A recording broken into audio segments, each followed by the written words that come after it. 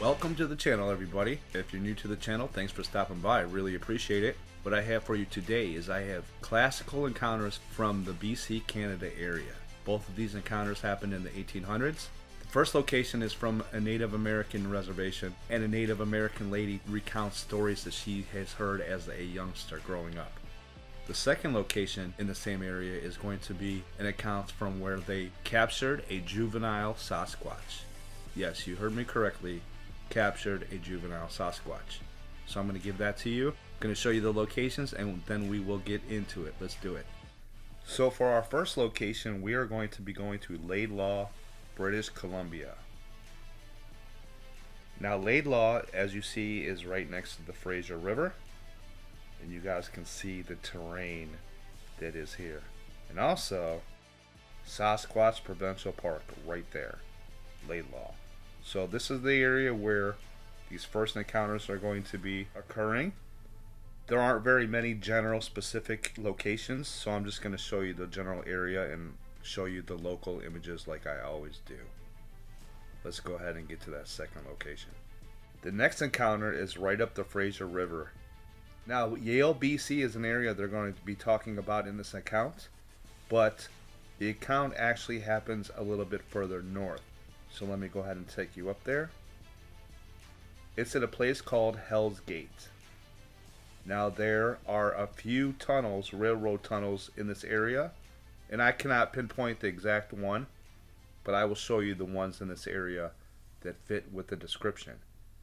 And one other thing about this area, there are two railroads on the Fraser River, one on the west, as you see right there, and one on the east, as you see right there with the railroad cars.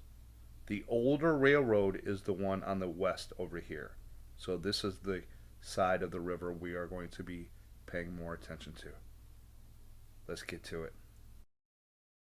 So the first encounters are from the location of Laidlaw, British Columbia. Sasquatch, the hairy giant of Laidlaw. Laidlaw is a small station on the Canadian National Railroad. Close to it is an Indian reserve. There are many such small reserves along the Fraser River, but this one had the doubtful honor not long ago of playing unwillingly host to a fearsome, hairy giant. Indian lore has it that a mysterious race of giants known as the Sasquatch live in the high mountains around Harrison Lake. Over the years, various Indians have reported brief encounters with these individuals. Such stories are not easily discounted, for the Indians have a remarkable memory for detail and find little purpose in distorting the facts as they know them. Various people in close contact with the Indians have no doubts that at least the remnants of such a race do exist in the hidden vastness of the coast mountains. One or two expeditions have even attempted to investigate, but were forced back by extremely rough and hostile terrain. The following instances are only two of the many stories told by the Indians. They were related in all seriousness by an Indian woman living near Laidlaw. Over 100 years ago, when the Indians were berry picking, one woman who had strayed from the others was suddenly confronted by a giant. Too paralyzed with fear to scream or run, she was quickly carried up the steep mountainside. After a long climb, during which time she remained in a semi-coma and so did not note direction or length of time, she was carried through a rough door into a large rock cave. Two other Indian women were crouched in the cave, and when left alone with the new arrival, told her they had been captured in a similar manner years ago. They had been brought as wives for the giants and had since borne children. The men would disappear for months at a time and then return with food.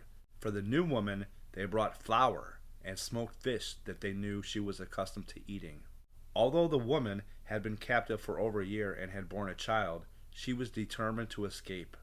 The other two women told her they would help, and when the hairy giants left on one of their seasonal hunting trips, she was told to prepare all the food she could. She made bread or bannock, and with a heavy pack of food set out across the mountains. After almost unendurable hardships, she became exhausted and was carried and helped along by the other two women, who possessed the giant's strength in some measure. She was left in a stupor near where she had originally disappeared. The villagers saw her, but she suddenly became afraid of them and fled. She was pursued and captured and carried to her father's house, where she fainted and remained under a spell. The Indians believed that the giants held some mental power over her, but with careful nursing, she eventually recovered. The second episode is still fresh in many of the Indians' memories.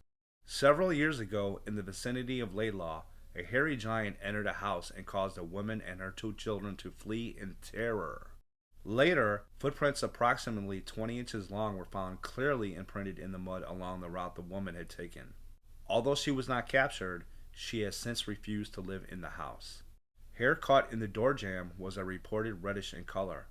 A 40-gallon barrel of salted fish had been picked up and dumped over, and the retreating footprints showed that the Sasquatch had merely stepped over the railroad fences and returned directly to the steep mountain slopes. Alright, let's go ahead and get on to the second location. This is where they captured the juvenile Sasquatch. Let's do it. One of the most credible accounts of a Sasquatch is also one of the earliest. On July 4th, 1884, the Victoria colonists reported that one had been captured in the Fraser Canyon. CPR engineer Ned Austin had spotted a strange creature scrambling up rocky bluffs near the eastern end of Tunnel Number 4, about 20 miles north of Yale. Assuming him to be a demented Indian, conductor R.J. Craig, his expressman, baggageman, and brakeman gave pursuit, and after a hectic 5-minute chase up the treacherous cliffs, trapped the fugitive on a ledge. To take him alive, conductor R.J. Craig climbed 40 feet above the terrified creature and battered it senseless with a rock, thus achieving the desired effect of rendering poor Jacko, as he was soon named, incapable of resistance for a time at least. Securely binding their unusual captive with locomotive bell rope, the trainmen locked him in the baggage car. Crowds swarmed into Yale's little station to view the monstrosity, word of the incident having been telegraphed ahead. They were disappointed, however, Jacko having been removed to the machine shops and placed in charge of George Tilbury. Questions as to his species, origin, and how he had been caught flew thick and fast, but the only query ever successfully answered is the last. Bruises about Jacko's head and body, presumably those not inflicted by conductor Craig, indicated that he ventured too near the edge of the cliffs, had fallen to the tracks, and lay dazed until startled by the train's screeching brakes. All marveled at his appearance. Apparently he was a youngster, but a young what? The colonists reported that he is something of the gorilla type, standing about 4 feet 7 inches in height and weighing 127 pounds. He has long, black, strong hair and resembles a human being with one exception. His entire body, excepting his hands and feet, are covered with glossy hair about 1 inch long.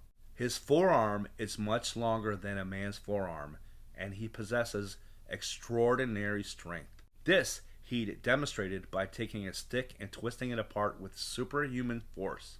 Although he was said to be withdrawn and silent but for an occasional noise which is half bark and half growl.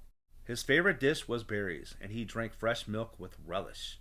Although Dr. Hannington had advised Jacko's keeper against feeding him raw meats as they might have a tendency to make him savage. Jacko's capture prompted several area residents to say that they'd seen a curious creature from time to time along the railway line, but had dismissed it as being a bear or a stray dog. Upon reading the newspaper account, Reverend J.B. Good of Nanaimo wrote the editor about his experience at Lighton Indian Mission. He mentioned having been told by his congregation on many occasions of their encounter with the wild men of the woods. He admitted having laughed at their fears and pooh-poohed the matter, considering the reports in question on par with their traditional stories about certain lakes and special spots being haunted. It may appear, therefore, that there was more truth about some of these tales than was dreamed of in our boasted enlightened philosophy. That Jacko is destined to point a moral or adorn a tale. The truth is stranger than fiction, and facts are stubborn things, especially Jacko. What became of Jacko, thought to be a young Sasquatch? There is no further record of what became of him or George Tilbury, who planned to exhibit him in England, lest Jacko be dismissed as a hoax. However, it should be pointed out that 2 respected Yale residents, children at the time, had vivid lifetime memories of the excitement that had gripped the town upon the ape's capture in 1884. So there you go. What do you folks think about those encounters? To me, like I've always said, the older ones carry more weight. That one where they captured the young Sasquatch, you know, who knows what might have happened to him. Leave me some comments. Let me know what you guys think about this area. All these accounts that I've been going through happen right around this area. There's something special going on right here, or at least there was. If you liked the video, you know what to do. That like button down there. If you're new to the channel, go ahead and subscribe. I make these kind of videos all the time. And before we go, I have to give a few special thanks. I had some more super thanks this week, so I'm going to go ahead and give a shout out to, first of all, Mallyman24. Thank you so much. I really do appreciate that.